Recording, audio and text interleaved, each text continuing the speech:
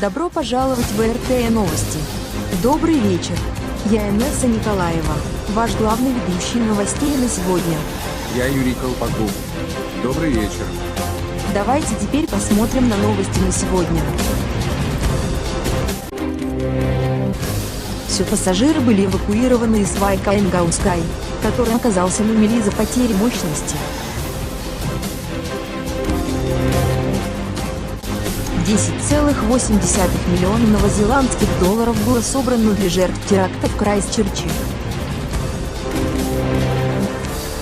Также в программе Ивстатское-Коттерское соглашение вступает в законную силу.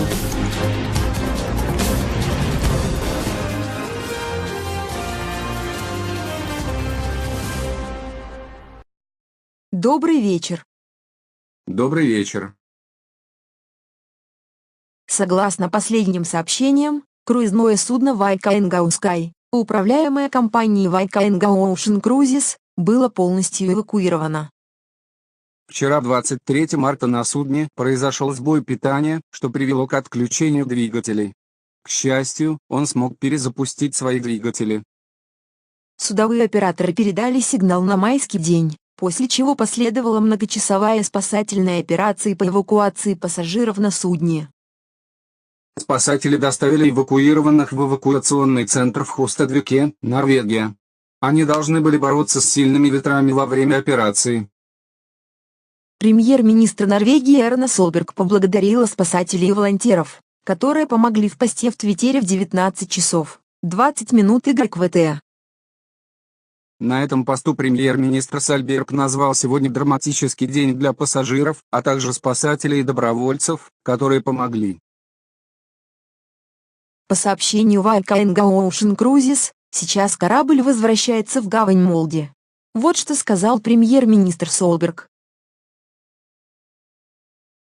В Твиттере премьер-министр Солберг заявил, это был драматический день для пассажиров и спасателей на Викингскае и в Хустадвике. Спасибо талантливым спасателям, волонтерам и другим людям, которые приложили неоценимые усилия в сложных условиях.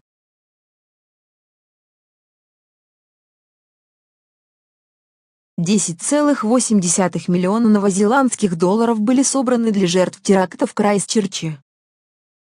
Это общее количество от GiveALittle.com, которые являются краудфандинговыми веб-сайтами. 10,8 миллиона новозеландских долларов, или 174 тысячи евро, пойдут семьям из 50 человек, погибших в результате нападения. Говоря о деньгах, не у всех пострадавших есть семьи, живущие исключительно в стране Новой Зеландии. Премьер-министр Джасинда Ардерн заявила, что страна покроет стоимость захоронения 50 жертв. Кроме того, правительство Новой Зеландии предлагает покрыть расходы на репатриацию для тех, кто хочет, чтобы тела были вывезены из страны. К счастью, один из главных вдохновителей, Брентон Тарант, был арестован. Надеюсь, это обеспечит некоторое закрытие для семей. Недавнее излияние поддержки тех, кто пострадал от нападения новозеландцев, было хорошо принято международным сообществом. Сегодня Ивстатское-Коттерское соглашение вступило в законную силу здесь, в Екатерии. Это соглашение выгодно обеим странам. Соглашение означает увеличение субсидий для бизнеса Ивстотска в Екатерии, а также безвизовый въезд для Ивстотски. Напротив, соглашение означает, что Ивстотские и Екатерия будут помогать друг другу в трудные времена, в оборонных и экономических вопросах. Дата подписания соглашения, 21 марта, была также объявлена президентом Натальей Днем дружбы Ивстотска и Екатерины. Жители Екатерии положительно отреагировали на это соглашение, и многие называют сидение Натальи лучшими мировыми лидерами. Соглашение было заключено обеими сторонами в течение нескольких лет с начала 2200 годов. Это держалось в секрете. Длительные отношения между двумя странами привели к этому соглашению, которое приближает две страны.